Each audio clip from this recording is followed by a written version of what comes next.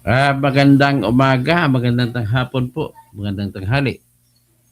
Ang nangyari po kanina, yung hearing ni Erwin Tulfo, ampaw.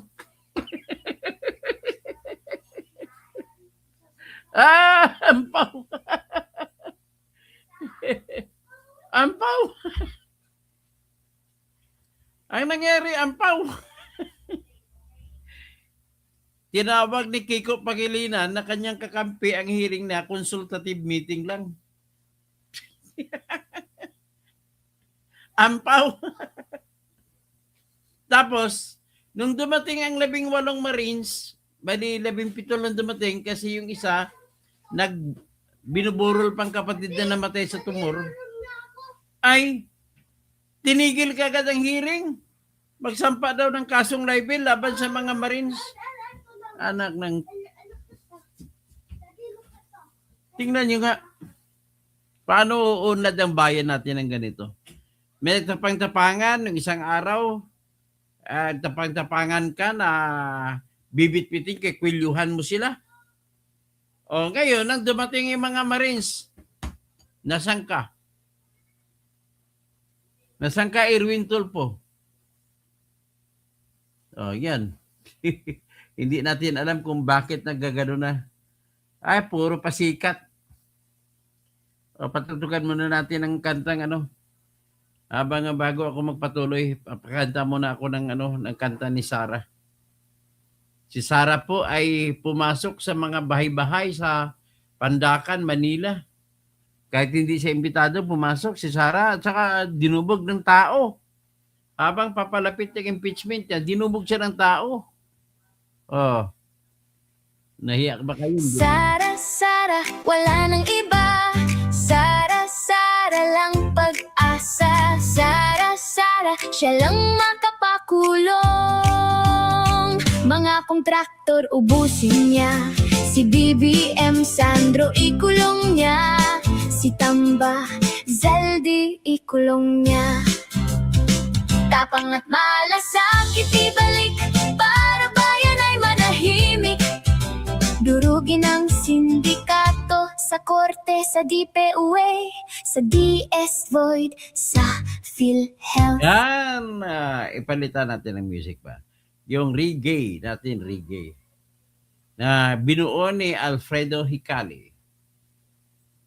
Yan.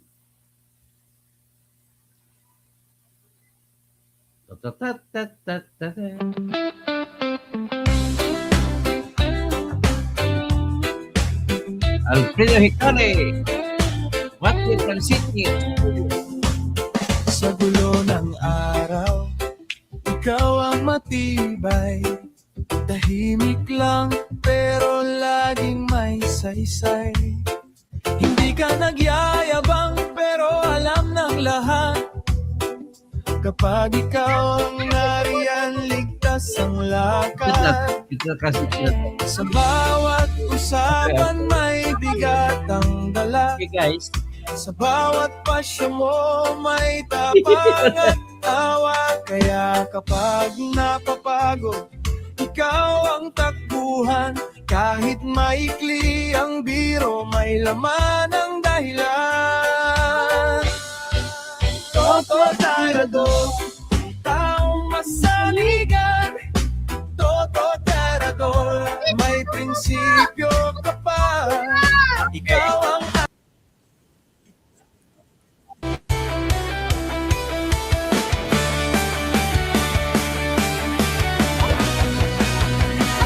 sa Pilipinas, kilala ang tindi. Hindi kayang bayaran nino man ang kanyang prinsipyo. Kapag may inaapi, siya ang nariyan. Kapag may bayaran, siya ang hadlang. Hindi siya tiklop sa pananakot ng iilan. Hindi siya alila ng sino mang mayaman. Kung ang kapangyarihan nila ay inaabuso, hinahawi niya yan mano-mano. Kapag ang taong bayan ang nasasakal, siya ang unang sumusugot, tumatagal. Hindi perang sukatan na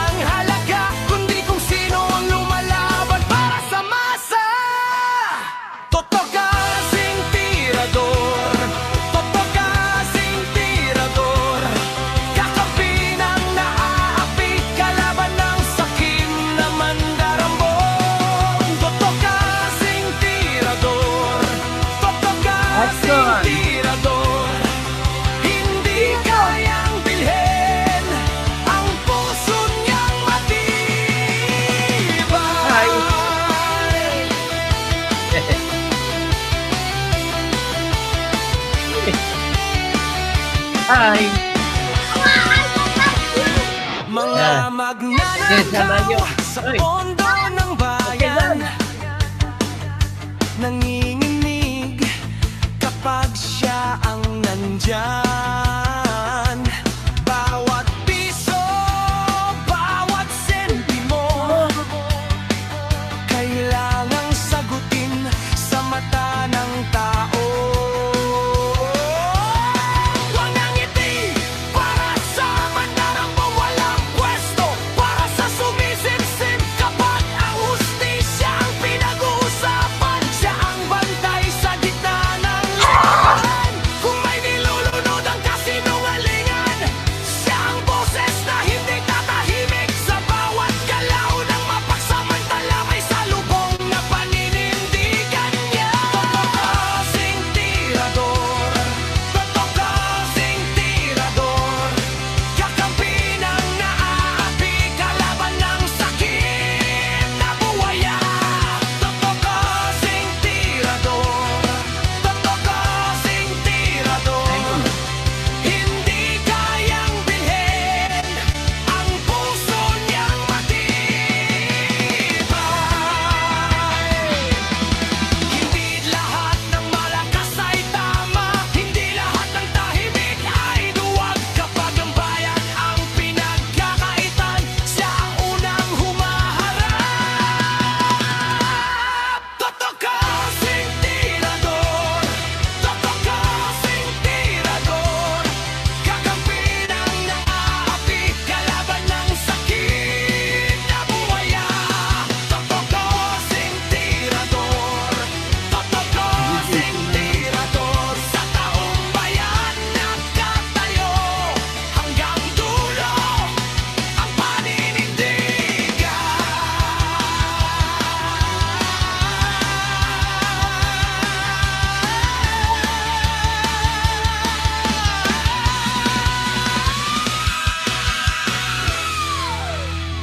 Hey! Subscribe Like and subscribe. and comment and share. Comment and share. Ayan na nga po ko. Para sa apo ko, ako'y ako'y nagbablog. Alam mo, anong nangyari po kanina, so much hype for nothing. So much ado about nothing. Yan po nangyari kanina, Alfredo Hicali. So let it known by the Filipinos in Sydney, Australia, that what happened just this morning was much ado about nothing. Tapos, tinawag ni Erwin Tulfo na hearing at nag-imbita po siya. Inimbita niya si Romualdez, hindi dumating. Hindi pina si Leila de Lima, hindi dumating. 3 pang ibang kongresista, si Luistro, hindi dumating.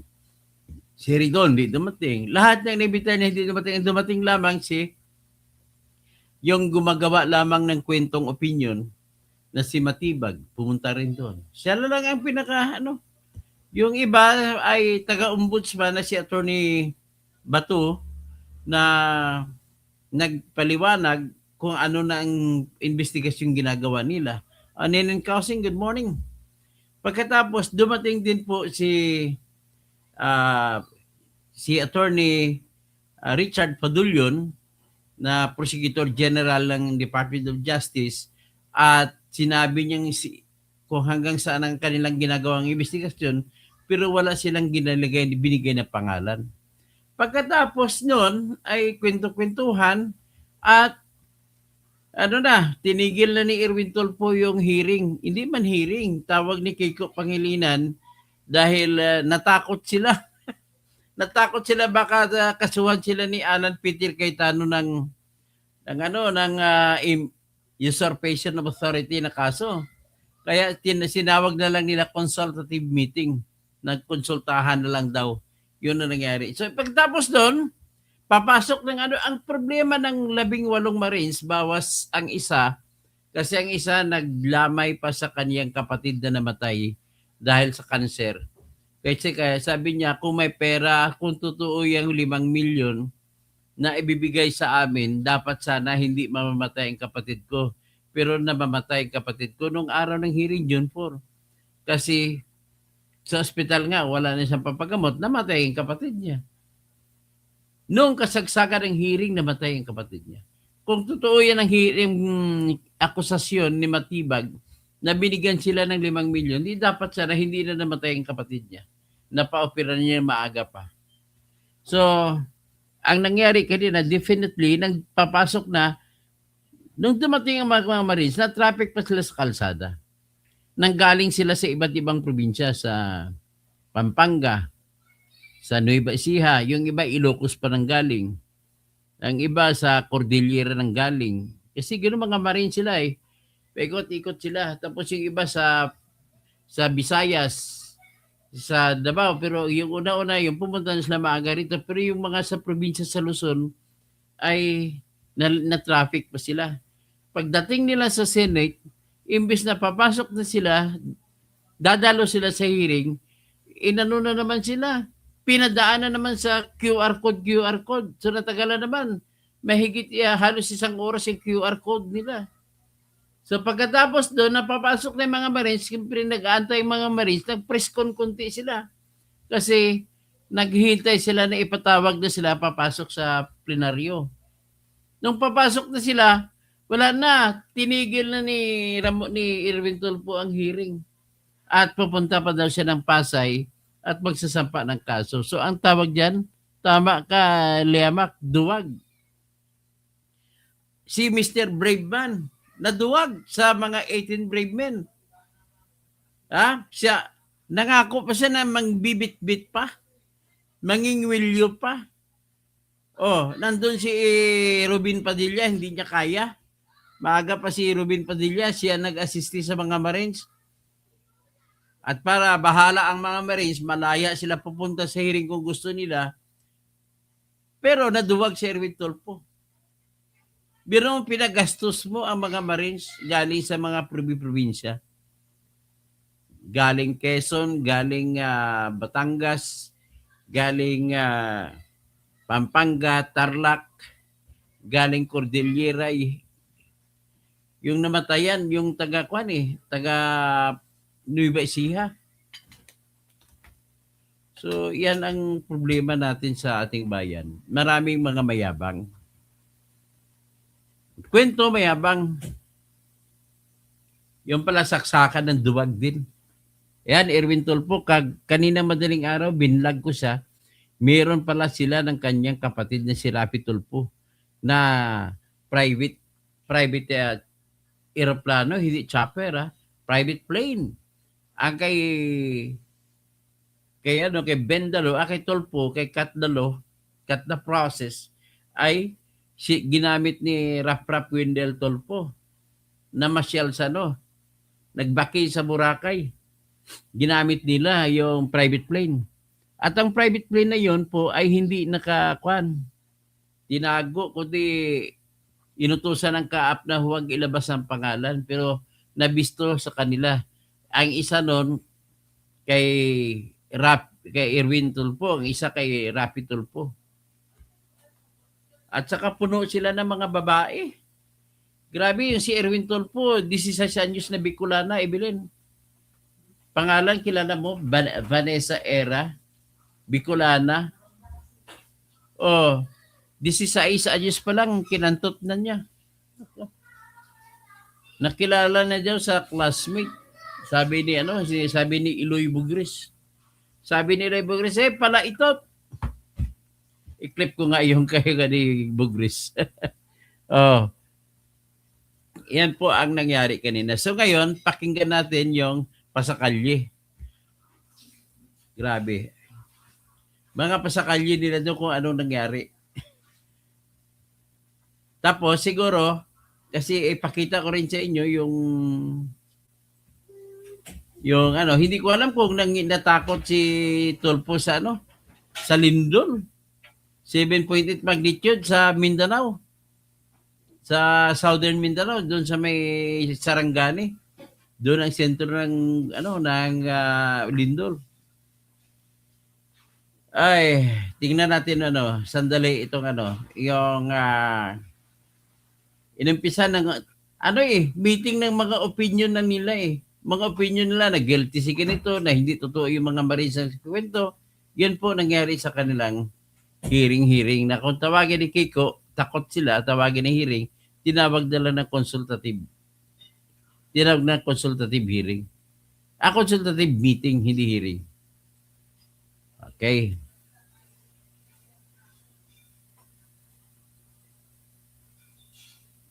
Saan ba to?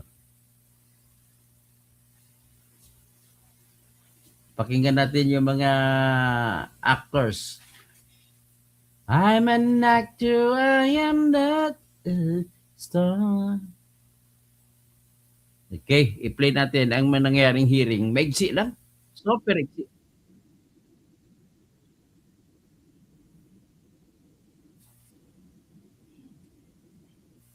To my esteemed colleagues, Senators Kiko Pangilinan, our Vice Chairperson, our Acting Senate President, Senate Pro Tempore Win Gatchalian, and my colleague, Senator Rafi Tulfo. Thank you for coming today.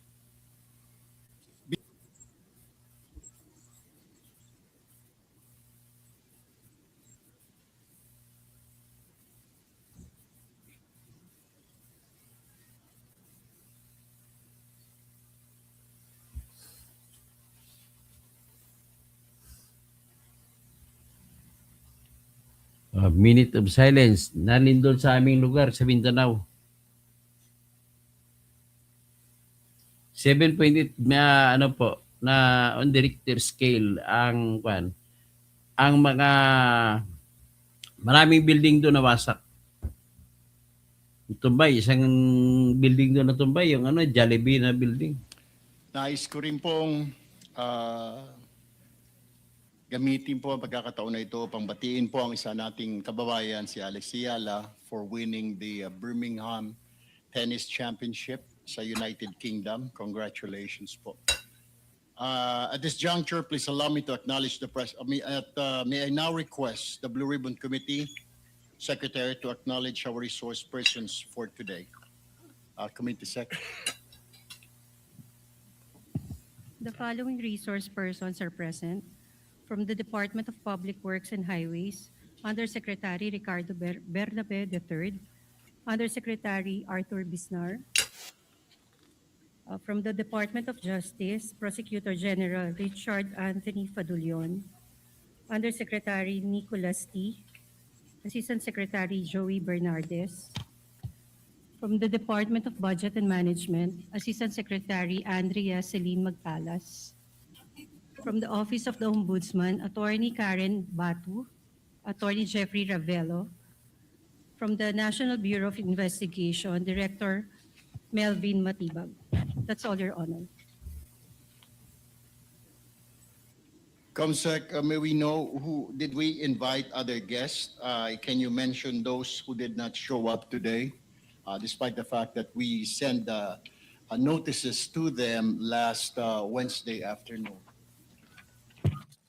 We invited Representative Ferdinand Martin Romualdez, Representative Sia Alonto Adyong, Representative Jose Alvarez, Representative Julian Jam Baronda, Representative Laila de Lima, through Speaker D. The reason for their absence,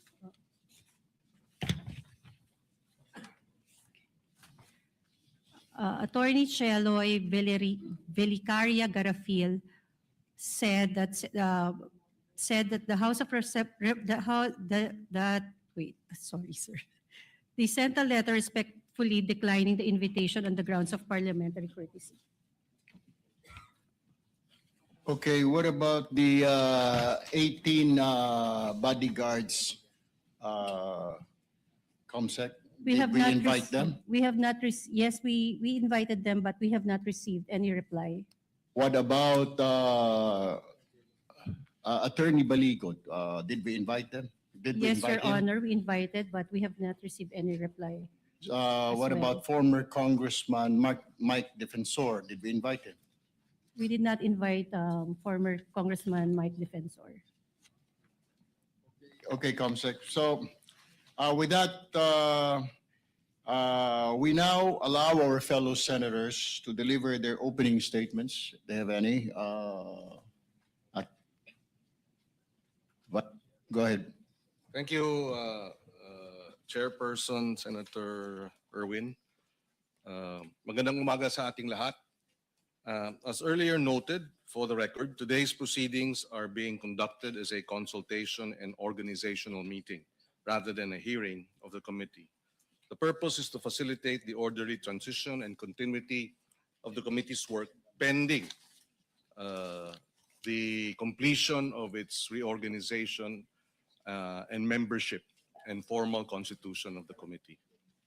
As we proceed with the formal and official public consultation meeting of this committee, allow us to place on record the following and reiterate the following. The June 3 session, convened by 12 senators, was in compliance with the Constitution, the rules of the Senate, and jurisprudence. And 12 being a quorum, all acts pertaining to the official business of the Senate in plenary on June 3 are deemed lawful, consistent with the Constitution, including the motion to declare all elected positions vacant, which includes the position of Senate President, number one. Number two, the election of Senator Win Gatchalian as Senate President pro temp to address the vacancy in the position of Senate President is also lawful and consistent with the Constitution. And number three, the election of Senator Erwin Tulfo as chairperson of the Blue Ribbon Committee is likewise lawful and consistent with our rules. In addition, the official acts of the Senate in plenary last June 3 has been recognized as lawful and consistent with the Constitution by the Office of the President, the House of Representatives, several retired Supreme Court justices, deans, and eminent professors of law of various law schools nationwide, 5 former Senate presidents, and no less than the Integrated Bar of the Philippines, the largest organization of lawyers in the country. As such, we reiterate, therefore, that the so-called Blue Ribbon Committee hearing conducted last Thursday, June 4, was illegal, void ab initio, and had no binding effect. It is in this context that today's public consultation and organizational meeting of the Blue Ribbon Committee is being called to order. And we hope that with this proceedings, we will be able to get to the bottom of the truth behind the allegations earlier presented. Thank you, Mr. Chairman, and I yield the floor. Thank you, Senator Pangilinan. We now go to our acting Senate President, Senate Pro Tempore, Win Gatchalian. Maraming salamat, Chairman. And let me acknowledge and thank our Chairman, Chairman Erwin Tulfo, for calling this hearing/consultative meeting. Let me also thank our Vice Chairman, Vice Chairman Kiko Pangilinan, and of course, all the members of this esteemed committee. Unang-una sa lahat po, nakakadismaya na hindi po umattend yung 18 bodyguards, yung kanilang abogado na si Attorney Baligod at si Ginoong Mike Defensor dito sa ating patawag. Ito po ay opisyal na patawag. Nag-release po ang Blue Ribbon Secretariat ng official na invitation. Ipinost to sa website. Itong ating consultative meeting today ay ini-stream rin po sa website. At makikita ho natin na full complement po ang nandito po sa consultative meeting. At nakakadismaya po dahil kung alam ng mga invited guests, particularly po yung 18 bodyguards, na sa loob ng kanilang puso ay alam nila ang katotohanan, dapat pumunta ho sila dito para ipamahagi at i-share sa ating lahat ang katotohanan. Hindi ho pwedeng pumili kung saan sila pupunta at magsalita. Hindi ho pwedeng pumili kung sino ang kakausapin ho nila, kung kakampi man o hindi. Dahil kung alam mo na sa puso mo ang katotohanan, kahit saan ka pumunta, katotohanan ang dapat mong sabihin. marami ho kaming, ako personally, marami po akong inihandang mga katanungan. Nakita ko po yung kanilang mga sinumpaang salaysay. Marami po akong gustong itanong dahil marami po akong nakikitang inconsistency, gaps, at gusto kong malinawan itong mga inconsistencies at gaps. Nagprepara ho tayo para makausap po sila at para po maging patas ang pagdinig ho natin ngayong umagang ito. Pero sa ganitong sitwasyon, ako po personal na nadidismaya dahil hindi ho tayo nagkaroon ngayon ng pagkakataon para matanong sila at lalong klaruhin yung mga kanilang isinasabi itong mga nakaraang mga panahon. Sa alam ko marami ho silang inikutan na iba't ibang venue para magsalita. Pero ito po yung pinakamahalagang venue para po ilahad ang katotohanan.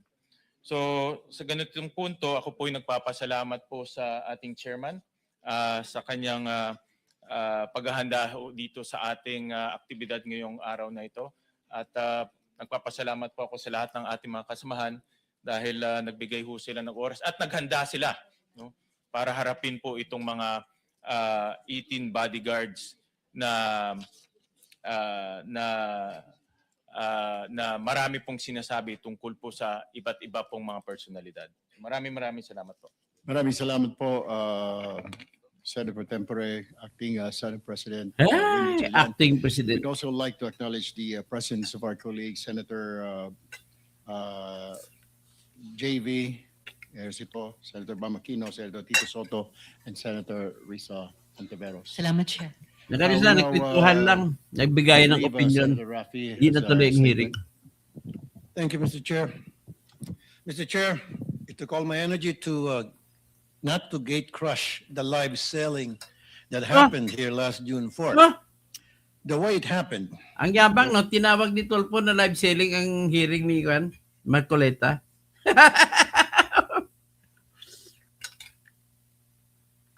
it was handled, the statements being made. Gusto ko lang talagang pumunta dito, hindi naman po ako invited doon sa conference nila na yon. I waited for today's hearing to confront the resourceful persons they presented. Let me call on them 18 kargador. Nako. Ano pala ito si Bigan? Ang tawag ko dito kay Erwin Tolpo ay nang aalipusta, butangiro. Akalain mo ba, maliit ang tingin mo sa mga kargador?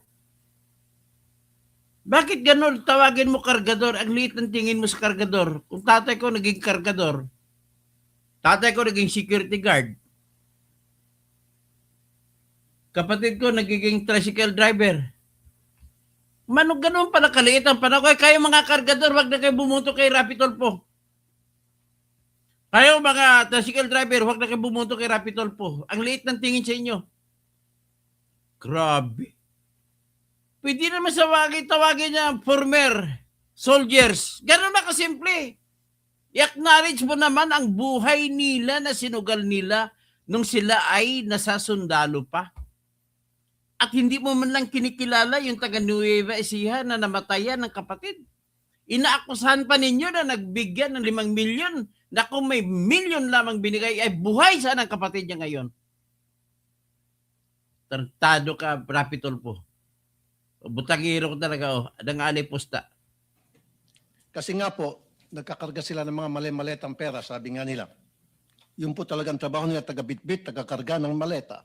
Kargador. Una, sino ba itong 18 kargador? Oh, ng yan, mga kargador ka na naman. Saan ba sila galing? We cannot simply bring in people sa Blue Ribbon Committee na nag-aakusa na mabibigat na paratang nang hindi man lang nalalaman kung karapat-dapat ba sila paniwalaan. Kasi simula pa lamang po na tinawag silang 18 Marines, may paglilinlang na agad. Ay, totoo po na mabigat ang kanilang paratang. Bakit totoo na mabigat? Dahil ang bigat kaya ng isang maleta, 60 million o 50 million ang laman. Na kaya mabigat ang paratang. Sobrang bigat. Tado ka. Yung bansag na 18 Marines sa isang paraan, upang pabanguhin sila sa publiko. Matik po kasi yan. Pag sinabing Marines, iba po ang respeto ng mga tao. At ikaw naman, ano naman ang ibig sabihin? Ba't tinawag mo na inaalipusta mo sila? Ang liit ng tingin mo sa mga kargador. Paano naman galahi namin? Marami akong mga pinsan na kargador. Pero hindi naman po silang lahat ay dating Marines. At mahigit kalahati sa kanila ay discharged without honors or dishonorably discharged from service for various offenses. Ibig sabihin, palpak sila. Okay. Sinabi mo, inamin mo na Marine sila kasi sinabi mo discharge. Ano ka, bobo? Pag tinawag mo isang tao discharge sa sundalo, ibig sabihin dating sundalo siya. Tinawag mo discharge, pero hindi dating Marine.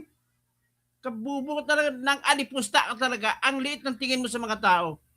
Mga babae, ang liit ng tingin mo. Ang asawa mo, iniwan mo. Ang anak mo, hindi mo binigyan ng pangdibo.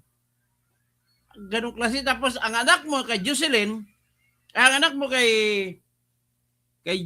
Julie Licop, ginakasangkapan mo, ginagawa mo pang dahilan kay Jocelyn Pua na siya ang kausap mo, yung pala makipag-usap ka na sa dalawang babae. Tado ka. Tulad ng pagiging AWOL o absent without Awol na lang. leave. Inamin mo, sinabi mo, inaakusan mo na hindi mga Marine. Hindi Marine. Tapos sabihin niya, awol. Sino ba nag-awol?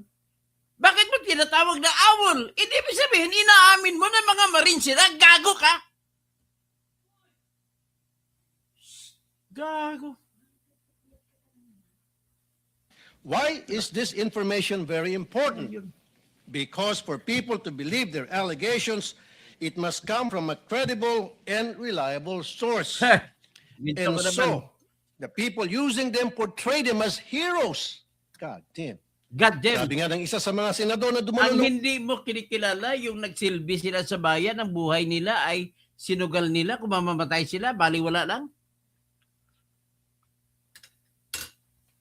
Gago ka talaga. ang araw na yon, bayani daw po sila.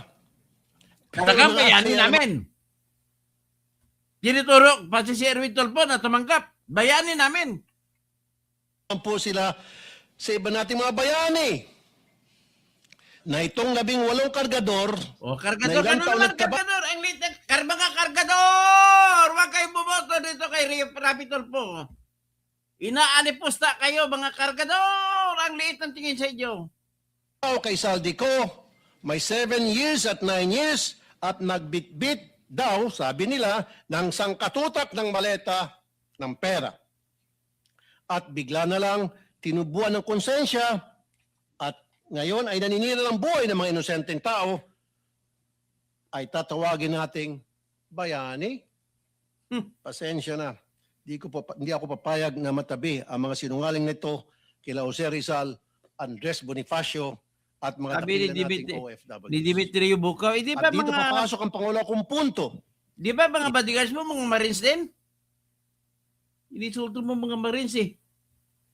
Hindi lang po ang kredibilidad ng 18 kargador ang kaduda-duda. Kargador ka naman, kargador!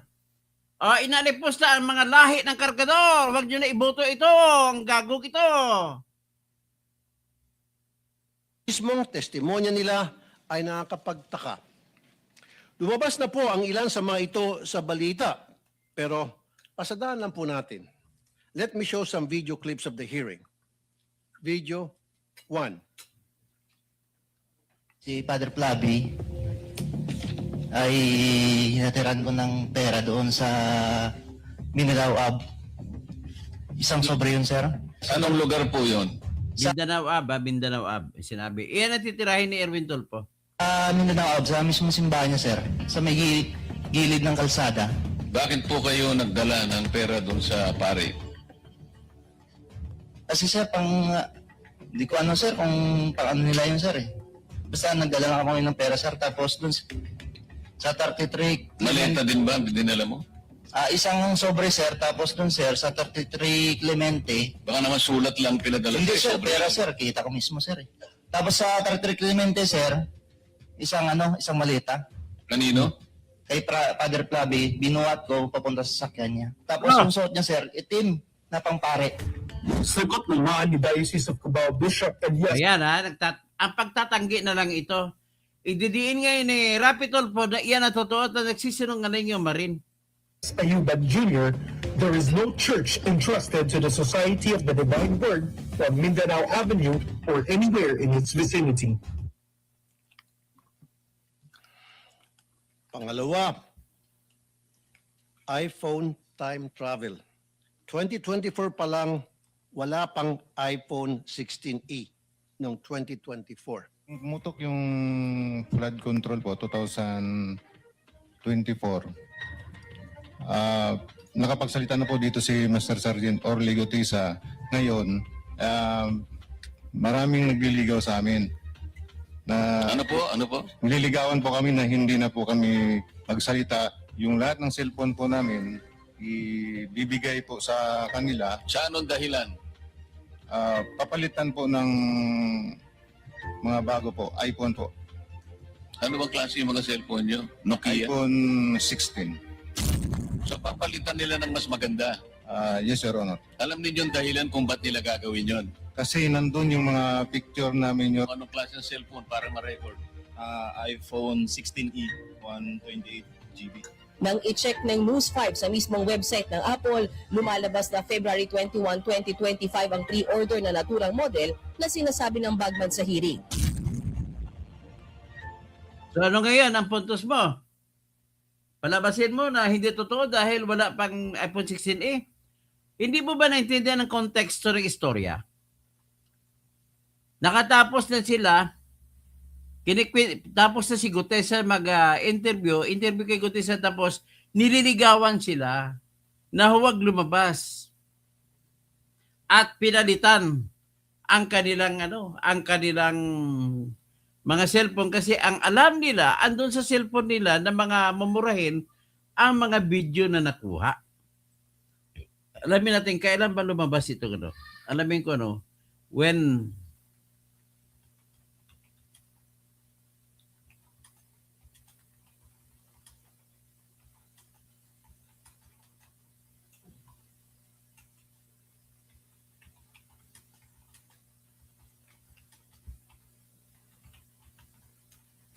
Yan, tingnan natin kung kailan man nagreklamo ito.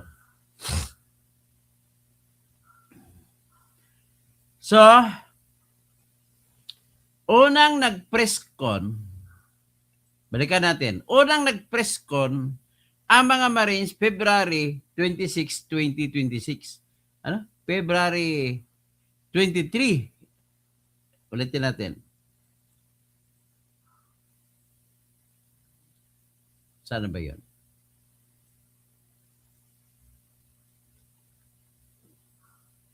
February 24, 2026, nag-press con. So, kailan daw yung iPhone? Okay, balikan natin konti. Kaduda-duda. Ang mismong testimonya nila ay nakakapagtaka. Lumabas na po ang ilan sa mga ito sa balita, pero pasadaan lang po natin. Let me show some video clips of the hearing. Video 1. Si Father Flavi ay hinatiran ko ng pera doon sa Mindanao Ave. Isang sobre yun, sir. Anong lugar po yon? Sa Mindanao Ave, sa mismong simbahan niya, sir. Sa may gilid ng kalsada. Bakit po kayo nagdala ng pera doon sa pare? Kasi sir, hindi ko sir, kung pang nila yun, sir, eh. Basta nagdala lang ako ng pera, sir. Tapos doon sa 33... Maleta din ba? Dinala mo? Isang sobre, sir. Tapos doon, sir, sa 33 Clemente. Baka naman sulat lang pinadala. Hindi, sir. Sobre Pera, lang. sir. Kita ko mismo, sir. Tapos sa 33 Clemente, sir, isang maleta. Kanino?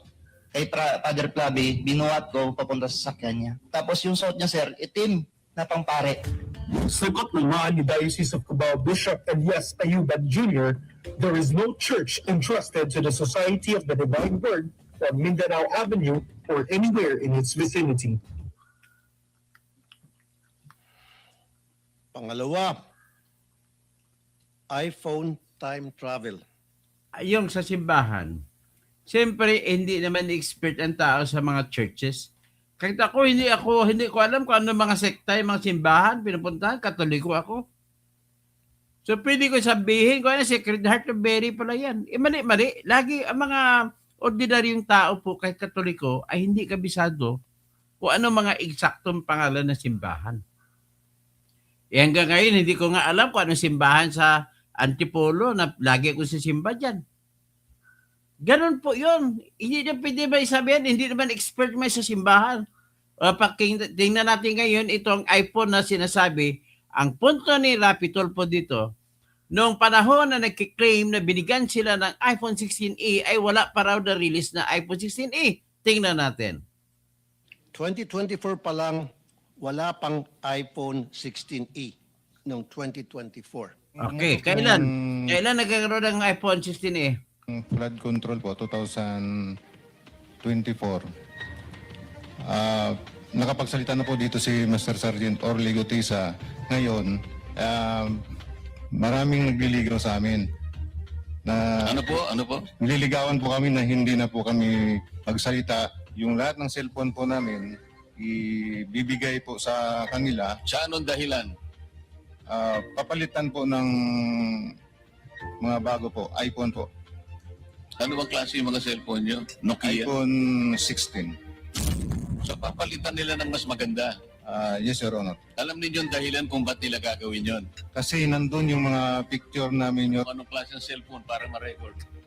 iPhone 16e, 128 GB. Nang i-check ng News 5 sa mismong website ng Apple, lumalabas na February 21, 2025 ang pre-order na naturang model na sinasabi ng Bagman Zahiri. Okay, stop. Kailan lumabas si Gutesa? 2024. September. Yung paglabas ni Gutesa, saka pa lamang sila, pagkatapos na ni Gutesa lumabas, saka pa lamang sila nilapitan at niligawan. Pero hindi sinabi ng mga Marines na nung araw na nililigawan sila, ay yung araw din mismo sila inalok ng iPhone 16e. Kundi, bago sila lumabas ng February 4? Kailan February 4 ba yan? February 24, 2026. February 4, 2026 sa Club Filipino, meron na silang hawak. Nung huli na lamang binigay ang iPhone 16e, pinalitan niya eh. So, ang punto mo, Erwin, Rapi Tulfo, ay kabubuhan. Ang binabanggit niya na 2024, yung lumabas si Gutesa. Hindi yun yung petsa na pagbigay ng iPhone 16e. Bubo! Bubo ka talaga. Tika muna. O, sige. Ito, pagkabubuhan nyo, ulitin pa natin. Pangatlo, pinili na impormasyon. Ano ang nangyari sa pagpapalabas ng katotohanan? Kung pinipili lang nila kung sino ang ilalabas. Malinaw ang detalye nila sa una nilang affidavit tungkol sa mga maletang dinala sa ilan naming kasamahan dito na may address pa. Pero bakit parang mirakulo na naglaho ang naratibo tungkol dito? Sa original affidavit ng mga dating sundalo, nandun din si Senator Loren daw at saka yung magkapatid na Villar's. Ngayon ko lang nakita yung affidavit. I have not read, etc.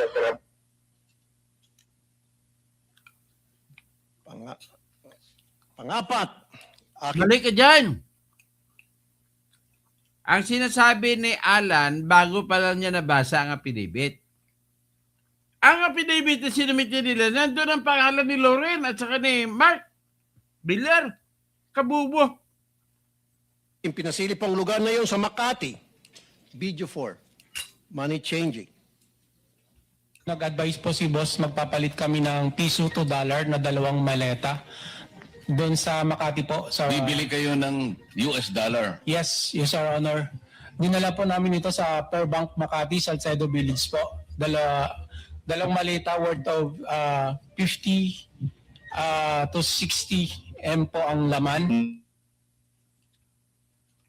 Akin pong pinasilip ang lugar na yun sa Makati at walang record ng money changer sa Pearl Bank Building. Dapat po makumpirma ito. At syempre, nandiyan din po ang mga kaduda-dudang testimonya nila laban kay Senator Soto na pinabulaanan niya na dahil nga matagal ng patay ang sinasabi nilang si EA Mark or Executive Assistant Mark. At ang pangbawi nila ng aligasyon tungkol kay Representative Laila de Lima na noong mga panahon na yun ay hindi pa kongresista at nakakulong pa. At sabi ng Ombudsman Boying Rimulya, ang isang litrato ay delivery na nangyari noong panahon ni Speaker Lord Velasco pa. And so I come to my third point because it seems that Balikan natin. Po namin, ibibigay po sa kanila. Sa anong dahilan? Ako sa yun, iPhone. Pangapat, Po namin, pasensya, kaduda-duda. Lumabas na po ang ilan sa mga ito sa balita, pero pasadaan lang po natin. Let me show some video clips of the hearing. Video 1. Si Father Flavi ay hinatiran ko ng pera doon sa Klaro na yun. sa po kayo natin yan. post doon sa Perta. Kita ko mismo. Kanino? Avel noong 2024. pumutok yung flood control po 2024 sa lahat Ano ng na yun, tapos na yung iPhone. Yun. Website ng Apple, binamba Kung pinipili lang nila kung sino ang ilalabas. Malinaw ang detalye nila sa una nilang affidavit. Ah, Tungkol sinabi sa ko mga na yan. malitang Ang dinala sa affidavit ilan namin nila na kasamahan pinasa, dito. nandun po si Loren. Si Mark. Video 4. Money changing. Nag-advise po si boss, magpapalit kami ng piso to dollar na 2 maleta doon sa Makati po. Sa, Bibili kayo ng US dollar. Yes, yes, Your Honor. Dinala po namin ito sa Per Bank Makati, Salcedo Village po. Dalawang maleta worth of 50 to 60 M po ang laman. Akin pong pinasilip ang lugar na yun sa Makati at walang record ng money changer sa Pearl Bank Building. Per Bank Makati, bangko nga eh. Ano money changer? Ang bangko mismo may money changer yan. At saka, illegal ang pagpapalit ng pera, tulpo, rapi. Walang nagbubukas na na lantaran kapag illegal na dollar exchange sa negosyo mo. Patago yan. Pero kung Fairbank, building, chinik ko ngayon sa AI, ang Fairbank ay nandun sa Valero Street, Makati.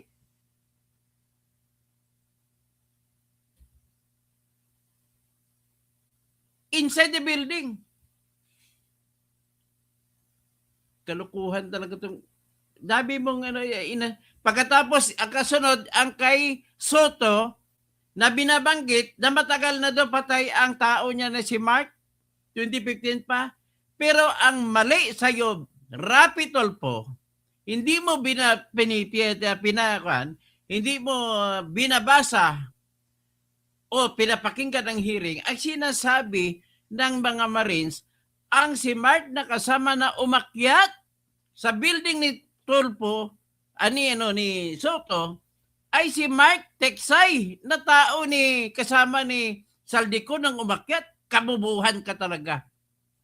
Dapat po makumpirma ito. At syempre, nandiyan din po ang mga kaduda-dudang testimonya nila laban kay Senator Soto Yan. na pinabulaanan niya na dahil nga matagal ng patay ang sinasabi nilang si EA Mark or Executive Assistant Mark. Nakatutukoy kay At ang Mark Teksay pagbawi yun. nila ng aligasyon tungkol kay Representative Laila de Lima na noong mga panahon na yun ay hindi pa kongresista at nakakulong pa. Makabubuhan sinasabi mo, Rapitol po.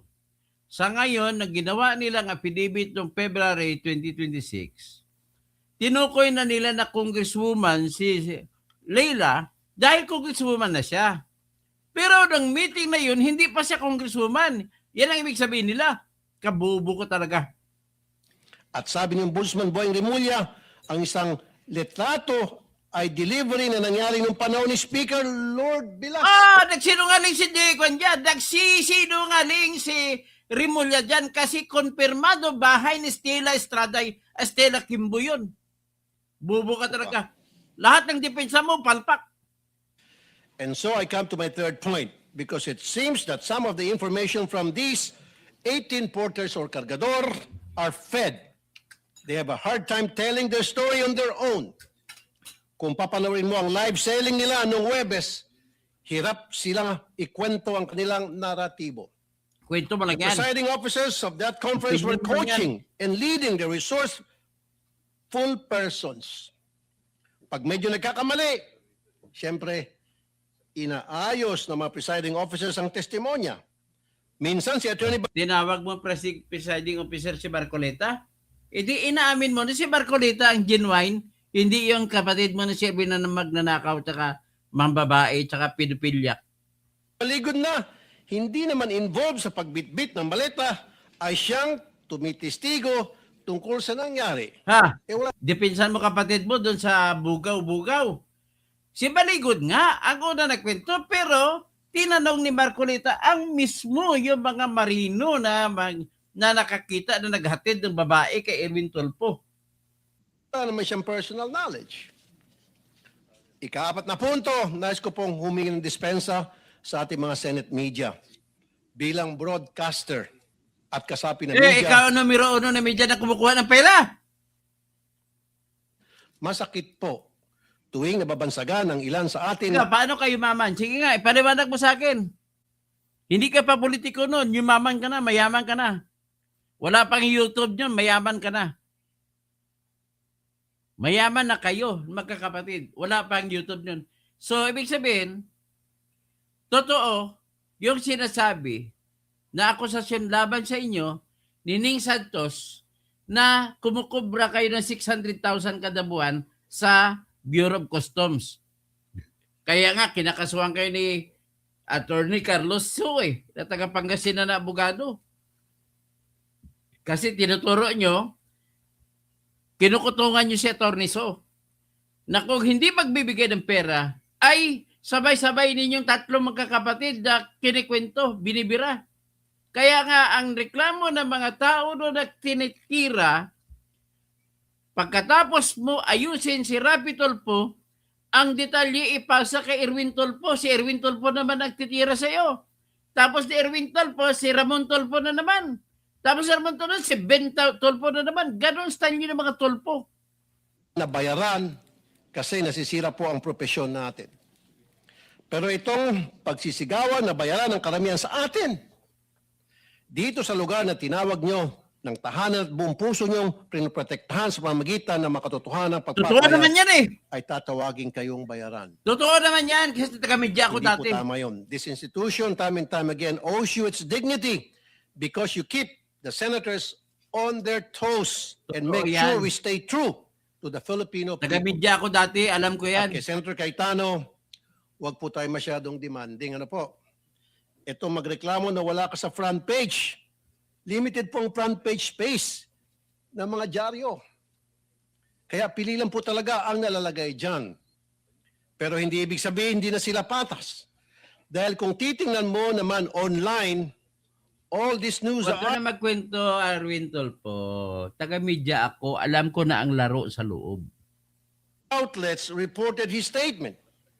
It is in their online platform. Editor po Kung ako sa saan di People's bulibo Tonight. ang nagbabasa. The front page Editor po ako sa People's Tonight 15 years. Kaya alam ko yung kalakaran na yan. is reserved for the biggest and latest news. Tatawag ako si Erwin Tulfo, tawag sa akin dati, Boss Toto eh. Ngayon siya, Boss Erwin. Yun bang bagong kaganapan? Yung po kasing pagkapit sa kapangyarihan at hindi pagtanggap sa pagkatalo nyo, lumang balita na po. But nevertheless, it was reported upon. I-google nyo. Ang feeling niya, magaling diskarte niya. Ang feeling niya, nasalba niya na kapatid niya at saka si BBM. Yan ang feeling ni Rapi Tulfo dito. po yun. And my fifth point, we have to look into the allegation na nabayaran ng 5 milyon ang 18 kargador. Oh, ngayon, I'm not kargador tawag mo, 5 milyon. Hindi na dapat hindi na kargador yan. Tarantado ka talaga.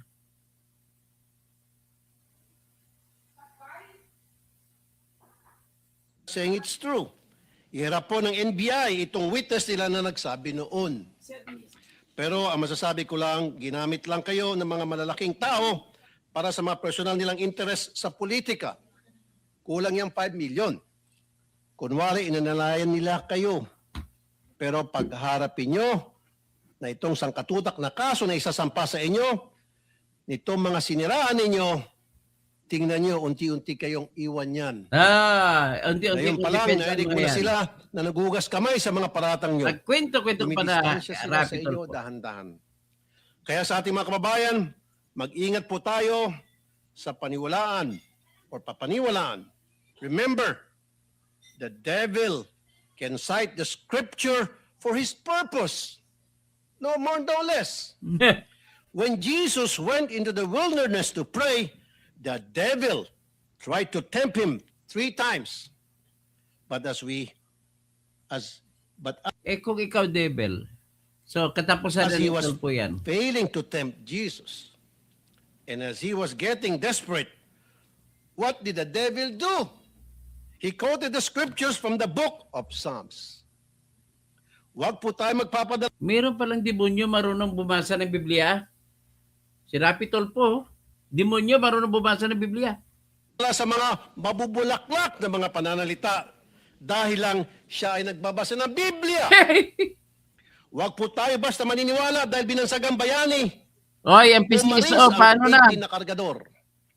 Buksan po natin ang ating mga mata, tenga at utak. Oh, para makita Huwag po maraming tayo pera. magpapadala sa mga live selling nila. Tinawag na live Tingnan selling niyo yung po kung hiling sino ni ang Marcoleta. nagbebenta.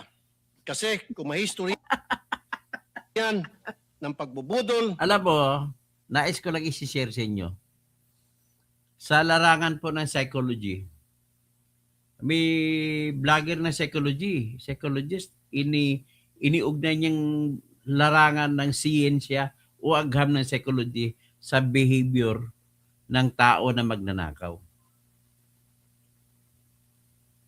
Sa larangan ng psychology, gagawin niya ang lahat. Ang magnanakaw po ang maraming ginagawa, binubuo ng mga dahilan na sa akala niya, yun po ay makapagpaangat ng kanyang sarili.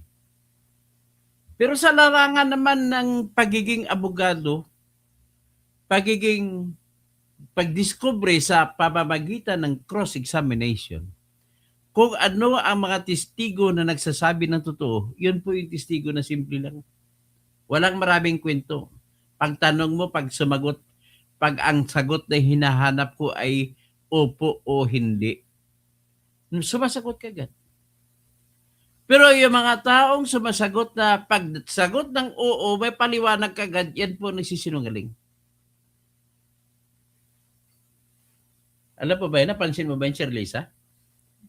May tatanong ako sa iyo. Ang kailangan ko lang sagot sa iyo ay oo o hindi. Sumagot ng oo, hindi oo, pero ganun. Dami mga paliwanag. Yan po mga tao nagsisinungaling. Yan si Erwin Tulfo. Ay, nako. at di tayo maingat, tayo na pong susunod na biktima nila. And before I end, I would like to remind my colleagues here in the Senate to please Bakit mo i-remind mong colleagues mo? Ano mo, Sherlisa? Kapag isang tao, nire-remind mo, ibig sabihin po, yung taong nire-remind mo ay mababa ang tingin mo. Nire-remind mo eh. Perhaps kung kaibigan mo yun, hindi mo nire-remind. Sabi, ay baka nakalimutan mo. Ganon dapat ang salita. Ay. be very careful in calling out some people as bayani. Putting them I on will a not call you pedestal. bayani. You are villain of the nation. Inubos mo ng pera ng bayan. Putang ina ka. Linta ka. Litsi ka. Litse. Kung sabi ng linti. Lintik. Ang linti. Sa salitang Bisaya, ang linti. Kaya litsi ka. Leche. Sabi ng Espanyol, leche. Leech, you're a leech. So yan po ang nangyari kanina. Habang nagsasalita si Tulpik, Saltek, habang nagsasalita sila dyan, nagbihiring-hiring, ang opinion lang naman ang pinapakinggan. Nako, kung marinig kayo ni Judge Agdaba, napaka-stricta yun. Sinigawan si Attorney Agustin. Attorney, I don't want your opinions. I want facts. Kita mo. Kaya naipanalo ko yung kaso. Kasi when I presented my facts, I presented facts. Inakusahan nila ang kliyente ko na parricide. So kung parricide, nakakulong. Hindi naman ako nagyayabang, pero nang ako, Sherlisa, nung ako nag-cross-exam, nagpresenta ng testigo ko, pinesenta ko yung aking kliyente na kinakasuhan ng parricide na siya raw ang pumatay sa kanyang misis. Grabe, pati judge umiyak. Sabi ng mga BGMP na nagbabantay sa aking kliyente.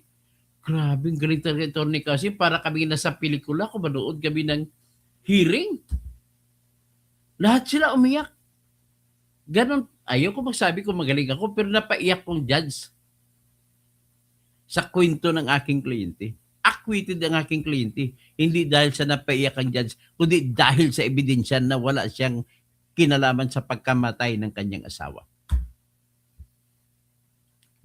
So dito, ang nangyari, pagtapos nito, nagkwentuhan lang sila kung ano mga opinion na bawat isa. Pagtapos, alam mo nangyari si Lisa sa hiring-hiring ni Erwin Tulfo? Binang niya gabi na, "Oy, wag mo na. Ando na, paparating na, papasok na yung mga 18 Marines." Hindi niya na tinanggap. Tatakot, naduwag. Akala ko ba kikwilyuhan mo? Akala ko ba aristuhin mo? Bakit natakot ka? Dinahila na pupunta pa daw siya ng Pasay, Office of the City Prosecutor, magsasapa para ng libel laban sa Marines. Kalukuhan. Ngayon, nung dumating ang Marines doon, ulitin ko lang, pinatagal nyo pa. Imbis na papasok na agad ang 18 Marines para makapunta sana sa hearing mo, ay pina-QR code mo pa. Ano ba yung QR code? Matagal. Pwede naman pala mag-QR code ng online. Ang reklamo tuloy ni Attorney Baligon ay para dapat sa inyong paimbita pa lang, nakalagay na doon ang instruction na mag-QR code na sila online. Para pagdating sa Senado, ay ipapakita ng QR code sa cellphone. Ang pinaka-problema pa dito, yung hindi niyo kinukonsidera. May mga nanggaling ng Nueva Ecija na mga Marines. May nanggaling sa Tarlac. May nanggagaling sa Pampanga. May nanggaling sa Cordillera. May nanggaling sa Bicol. Sa Quezon, sa Batangas. Sa mga probinsya sila lahat nanggagaling. Ang layo na binyahe. Tapos ganun gagawin mo? O sinadya kaya ni Erwin Tulfo yan? Para hindi kasi natakot siya. Alam mo na talagang totoo yung ang kinatatakutan mo sarili mong multo eh. Nakikita ni Erwin Tulfo ang multo niya sa mga Marines. Lalo kay Sergeant Gumban. Si Sergeant Gumban mismo nag-deliver ng 8 maleta. Diyan sa tahanan mo. Ay, tawag ng tahanan ba yan? Ano ba yan? Bahay o tahanan? Ano pagkakaiba ng bahay sa tahanan? Tanong ko si Sherlisa, kaibigan ko. Tahanan, tirahan. Ano pagkakaiba? Ang tahanan, yan tinatag na home. Ang tirahan, titira yung mag-asawa. Mag-shoota, titira.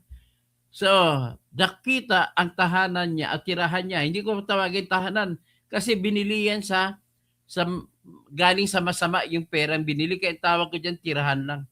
Tira! Tira! Tira ni Tulfo. Tira ni majority. Tira ni Rapi. Hindi daw sabi ni Alan Peter Cayetano, hindi hindi tira ni majority, kundi tira ni Tulfo. Tira ni Bam Aquino. Tira ni Win Gatchalian. Ay, bakit kayo bumaliktad, Win Gatchalian? Matanong nga kita, Risa Hontiveros. Si Bam Aquino, si Kiko Pangilinan, si Win Gatchalian, bakit kayo kumampi kay BBM sa usapin na ito? Yung hindi nyo pag-join, pananatili nyo dyan ay kay BBM kayo yumuyuko. Ikaw, Bam Aquino, lalo na. Alam mo na kung paano niyurakan ni Marcos ang dangal ng mga Aquino sa panahon na yun. Tapos dyan ka? Ay, nako. Kita mo na duwag si Erwin Tulfo? Hindi niya na tuloy pinakyan. Ngayon, sabi ng, hindi niya na pinapasok. Sabi naman ni Atty. Baligod, next time naman, magbigay naman kayo ng advance info kung paano, magpadala kayo ng, ng invitasyon. Okay, hanggang dyan lang muna tayo. At least nakita nyo, si Erwin pala ay duwag. Tawag sa amin sa Ilonggo, Talawan, Tikalon, Butigon. Tawag sa Cebuano, Butbut. Hanggang na muna. Maraming salamat po. Hindi na muna ako babasa kasi napakarami ninyo. Pasensya na po. Pakilike na lang.